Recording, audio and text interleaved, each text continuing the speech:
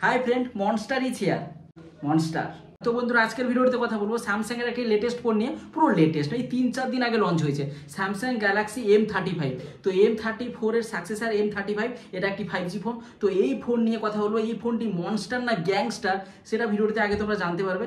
M34 যে মডেলটা ছিল তার থেকে M35টা অনেকটা বেশি আপগ্রেডেড। তবে এই ফোনটিতে অনেক কিছু স্পেশাল আছে, অনেক কিছুই, মানে 20,000 টাকা বাজেটের মধ্যে অনেক কিছু স্পেশাল ভাবে ভিডিওটি সম্পূর্ণ দেখলে বুঝতে পারা যাবে যে কোন কোন জিনিস স্পেশালের কথা বলছি। তো এই ফোনটিকে মনস্টার বলবো না গ্যাংস্টার বলবো আগে দেখে নেওয়া যাক।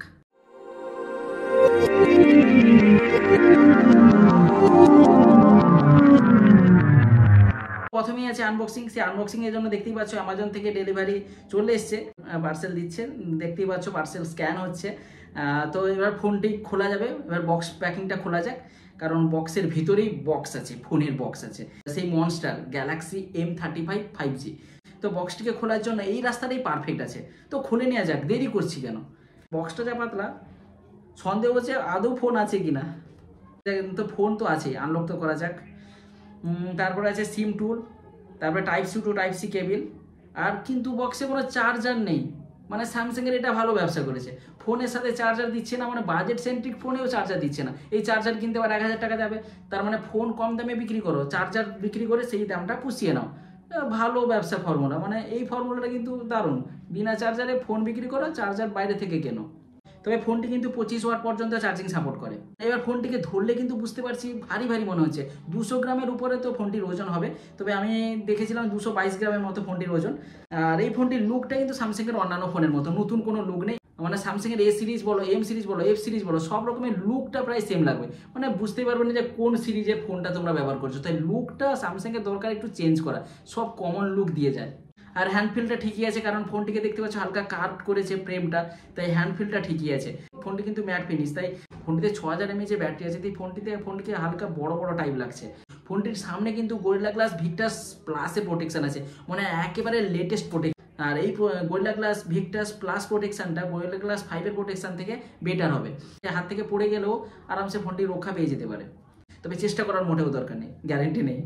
স্যামসাং এদিকে বলছে যে পড়লে কিছু হবে না, কিন্তু যদি পড়ে ফেটে যায় সেটার ওয়ারেন্টিও দিবে না, তো তাই ট্রাই করার মোটেও দরকার নেই। 6.6 ইঞ্চির ফুল এইচডি প্লাসের সুপার অ্যামোলেড ডিসপ্লে আছে, 120 হার্টজের ফাস্ট রিফ্রেশ রেটও আছে। ফাস্ট রিফ্রেশ রেটের জন্য এই যে ফোনের টাচ এক্সপিরিয়েন্সটা মারাত্মক লেভেলে যাবে। এই ফোনটি দেখো নোটিফিকেশন প্যানেলও পুরো স্মুথ, পুরো কোনো রকমের টাচ এক্সপিরিয়েন্স খারাপ পাবে না, মানে পুরো ভালো স্মুথলি ফোনটিকে ইউজ করতে পারো, যত খুশি স্মুথলি ইউজ করতে পারো, যত খুশি যেরকম পারো ইউজ করতে পারো। সত্যিও দারুণ লাগবে এই টাচ এক্সপিরিয়েন্সটা। 1000 নিটসের হাইয়েস্ট পিক ব্রাইটনেস দেখতে পাবে। তো স্যামসাং এর ডিসপ্লে, তাই ডিসপ্লে নিয়ে তো কোনো কথা হবে না। সুপার অ্যামোলেড স্যামসাং এর ডিসপ্লের সাথে কেউ টক্কর নিতে পারবে না। সুপার অ্যামোলেড পুরো স্যামসাং এরই স্পেশাল বলতে পারো। M30 ইউসেফ আকৃতির সেলফি ক্যামেরাটা ছিল, এখানে কিন্তু 5 হোল সেলফি ক্যামেরা দিয়েছে। তো এটা একটা M34 এর থেকে আপগ্রেড করেছে M35 এর। আর এই ফোনটিতে প্রসেসরে এক্সিনোসের প্রসেসর আছে, এক্সিনোসের 1380 প্রসেসর আছে, যেটা হয়তো গেমিং প্রসেসর নয়, কারণ এই ফোনটিও গেমিং ফোন নয়, আর গেমিংকে টার্গেট করে এই ফোনটি বানানো নয়। এই ফোনটিতে গেমিং ছাড়া সব কিছু ভালো চলবে, গেমিংটা নর্মাল ডিসেন্ট কোয়ালিটির বলতে পারো, কারণ এটি 5 nanometre best processor, 5G processor. Gaming booster মোডও আছে। বা 1 ঘন্টার উপরে গেম খেললে ফোন কিন্তু হালকা হিট হবে, যদিও এটাতে কুলিং চেম্বার এক্সট্রা আছে, তাও কিন্তু ফোনটিতে হিট লক্ষ্য করা যাবে। তাই বলছি এই ফোনটিতে হাই গেমিং করতে যাও না, মোটামুটি 60 FPS পর্যন্ত স্মুথ গেমিং তো হবে। তবে আবারও বলছি এই ফোনটি কিন্তু গেমিংদের জন্য নয়। এই ফোনটিতে LPDDR4X এর র্যাম টাইপ এবং UFS 2.2 এর স্টোরেজ টাইপ দেখতে পাবে। এই ফোনটির ভেরিয়েন্ট শুরু 6GB র্যাম 128GB স্টোরেজ থেকে, যার দাম বর্তমানে 20,000 টাকা। তবে যখন ফার্স্ট সেল হয়েছিল এটা কিন্তু 3,000 টাকা ডিসকাউন্টে পাওয়া গেছিলো ফার্স্ট সেলে। এখন কিন্তু আমি যখন দামটা চেক করি ভিডিও করার সময়, তখন কিন্তু 20,000 টাকাই দেখাচ্ছে, মানে 20,000 টাকা থেকে শুরু। তবে তোমরা সেলের সময় এর থেকে কম দামেও পেতে। আর এই ফোনটিতে OS One UI আছে, যেটা স্যামসাং এর স্পেশাল, পুরো স্মুথ UI, মানে এতে কোনো জঞ্জাল নেই, পুরো একেবারে নর্মাল UI, ক্লিন এক্সপিরিয়েন্স পাবে। অ্যান্ড্রয়েড 14 এর আপডেট আছে এবং নক্সের সিকিউরিটি আছে। আর ফোনটিতে 4 বছরের অ্যান্ড্রয়েড আপডেট এবং 5 বছরের সিকিউরিটি আপডেট পাবে। হাই গেমিং করতে যাও, এই ফোনটিতে যে 4 বছরের আপডেট বলেছিলাম না, সেই 4 বছরের আপডেট রাখার জন্য এই ফোনটি থাকবে না। মাল্টিটাস্কিং পুরো স্মুথলি চলবে, অ্যাপ ওপেনিং ক্লোজ স্মুথলি চলবে, র্যাম ম্যানেজমেন্ট এই ফোনের সেরা। আর এমনিও তোমরা দেখতে পাচ্ছ র্যাম কতগুলো অ্যাপ আমি ওপেন করে রেখেছি, এদের র্যাম ম্যানেজমেন্ট কিন্তু সেরা। যেখানে ওপেন করেছিলাম সেখানটাই আবার সেখান থেকে ফিরে যাচ্ছে, তো যেখানে যেরকম ওপেন করেছিলাম সেই সব জায়গায় আবার ফিরে যাচ্ছে। তো র্যাম ম্যানেজমেন্ট এই ফোনটিতে ঠিক আছে। আর এই যে ওয়ান ইউআইটা এর মতো ক্লিন এক্সপিরিয়েন্স কিন্তু এখন সেরকম ওএস পাওয়া যাবে না। আর স্যামসাং এর অপটিমাইজেশন সেরা পাবে, 60 থেকে 120 হার্টজ পর্যন্ত রিফ্রেশ রেট সুইচ হতে পারে, মানে ইউজের উপর ডিপেন্ড করে। আর এই ফোনটিতে এনএফসি আছে, স্যামসাং ওয়ালেট আছে, আর এই ফোনটিতে অ্যামোলেড ডিসপ্লে হলেও সাইড মাউন্টেন ফিঙ্গারপ্রিন্ট সেন্সর আছে। আর ফোনটিতে হাইব্রিড সিম স্লট আছে, আর এই ফোনটিতে অলওয়েজ অন ডিসপ্লেও আছে। আর ফোনটিতে বড় ব্যাটারি লাইফ দেখতে পাবে, 6000 mAh এর ব্যাটারি আছে। যদিও এই ফোনটিতে চার্জার নেই, তাও কিন্তু 6000 mAh ব্যাটারি থাকার জন্য ফোনটার ওয়েট বেশি আছে, তো ফোনটার ওজনটা বেশি 6000 mAh ব্যাটারি থাকার জন্য। আর এই 6000 mAh ব্যাটারি চার্জ করতে একটু টাইম লাগবেই, তারপরে 25 ওয়াটে ততটা ফাস্ট চার্জিং তো নয়। স্যামসাং এর যদি অরিজিনাল 25 ওয়াটে চার্জার দিয়ে ফোনটিকে চার্জ করো তাহলে 1.5 ঘন্টা বা 1 ঘন্টা 40 মিনিট মতো ফুল চার্জ হতে লাগবে, কিন্তু অন্য কোনো চার্জার দিয়ে যদি চার্জ করো তাহলে 2 ঘন্টার কাছাকাছিও লেগে যেতে পারে। তো সেটা তোমরা লক্ষ্য রাখবে তোমরা কোন ফোনের চার্জারে চার্জ করবে এই ফোনটিকে। তবে চার্জার কিন্তু বক্সে নেই। আর এই ফোনটি ব্যাটারি লাইফ নর্মাল ইউজে 1.5 দিনে চলে যাবে, কারণ 6000 mAh ব্যাটারি আছে, 1.5 দিন আরামসে চলে যাবে। এবার বলবো এই ফোনের যেটা আশা করিনি, যে এই ফোনের ক্যামেরা, এই ফোনের ক্যামেরা এতটা সুন্দর হবে এবং ক্যামেরা লাইন আপটাও এতটা সুন্দর হবে আমি বুঝতে পারিনি। যখন এই ফোনটি লঞ্চ করেছেন তখন ভেবেছিলাম স্যামসাং এর 20,000 টাকা বাজেটের ফোন, তো এই ক্যামেরা হয়তো এভারেজ হবে, কিন্তু সেই ধারণাটা ভুল। এই ফোনের ক্যামেরা কিন্তু যথেষ্ট ভালো, মানে 20,000 টাকা বাজেটের মধ্যে one of the best camera phone এটা বলতে পারি। মানে এই ফোনটিতে সেলফি বলো, সেলফি তো আমার দারুণ লেগেছে। এই ফোনের সেলফিতে ন্যাচারাল করার চেষ্টা করেছে, সেলফিতে 13 মেগাপিক্সেলের সেলফি আছে। আর এই ফোনটিতে ব্যাকে 50 মেগাপিক্সেলের মেন ক্যামেরা, যেটাতে ওআইএস আছে, তারপরে 8 মেগাপিক্সেলের আল্ট্রা ওয়াইড সেন্সর আছে এবং 2 মেগাপিক্সেলের ম্যাক্রো সেন্সর আছে। দারুণ ক্যামেরা সেটা, সত্যিই দারুণ। Slow motion, super slow motion আছে, তারপরে ফান মোড আছে, তারপরে ইরেজার মোড আছে, বিভিন্ন রকমের মোড আছে যেগুলো স্যামসাং এর ফোনে দিয়ে থাকে।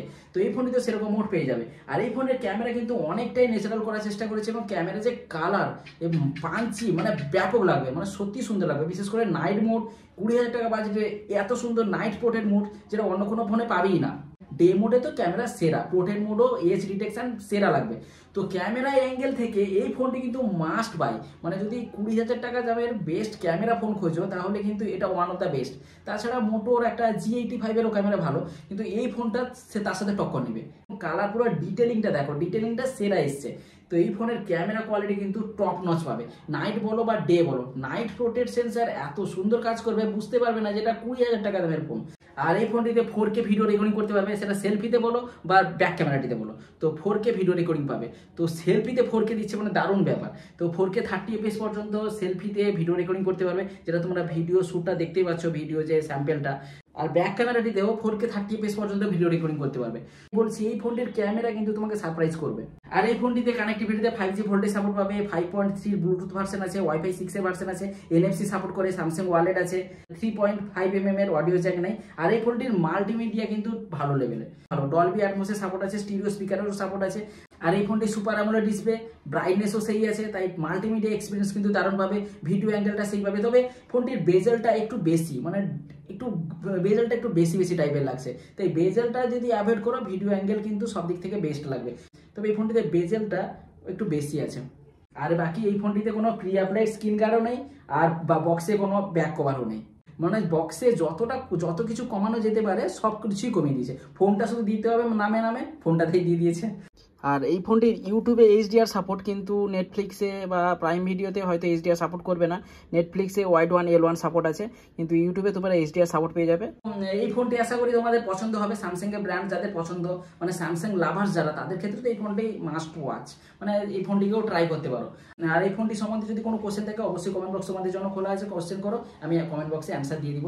তো আজকের ভিডিওটি এই পর্যন্ত। ভিডিওর যদি ভালো লেগে থাকে তো অবশ্যই লাইক এবং সমস্ত বন্ধুদের সাথে শেয়ার করে দিবে। আর এই চ্যানেলে পরবর্তী আপডেটগুলি দেখার জন্য চ্যানেলটিকে অবশ্যই সাবস্ক্রাইব করে পাশের বেল আইকনটাকে প্রেস করে রাখবে। তাহলে দেখা হবে নেক্সট ভিডিওতে। সবাই ভালো থাকবে, খুশি থাকবে, টাটা।